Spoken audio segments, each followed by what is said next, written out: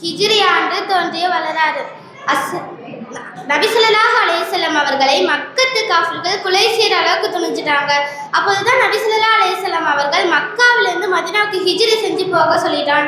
இப்போ பொதுவாக மதினா எங்கே இருக்குன்னு சொன்னால் மீஜாவே ரஹ்மத் அந்த தங்க குழாய்க்கு நேராக தான் மதினா இருக்கு. ஆனால் எப்போதுமே போகிற பாதையில் நபி ஸல்லல்லாஹு அலைஹி வஸல்லம் அவர்கள் போகவில்லை. அதற்கு மறுபாக இருக்கக்கூடிய ருக்முல் யமானி என்ற மூலையில் இருந்தார். நபி ஸல்லல்லாஹு அலைஹி வஸல்லம் அவர்கள் தோழர் அபூபக்கர் சித்திக் ரலியல்லாஹு அன்ஹு அவர்கள்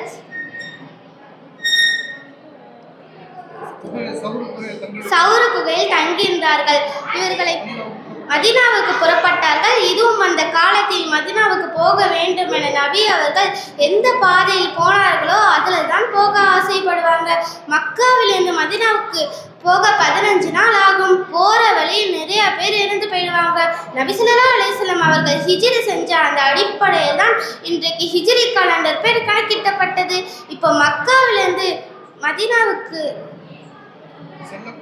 செல்லக்கூடிய வழியில் அவருடைய தோழர் அபூபக்கர் சித்திக் ரலியல்லாஹு அன்ஹு அவர்கள் குகையில் தங்கியிருந்தார்கள். நபி ஸல்லல்லாஹு அலைஹி வஸல்லம் அவர்கள்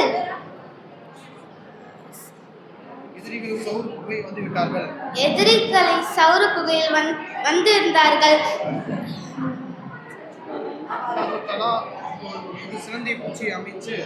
அல்லாஹ் தஆலா சிலந்தி வலையை அமைச்சு நபி அவர்களை காப்பாற்றினார். அஸ்ஸலாமு அலைக்கும் வரஹ்மத்துல்லாஹி வபரகாத்துஹு.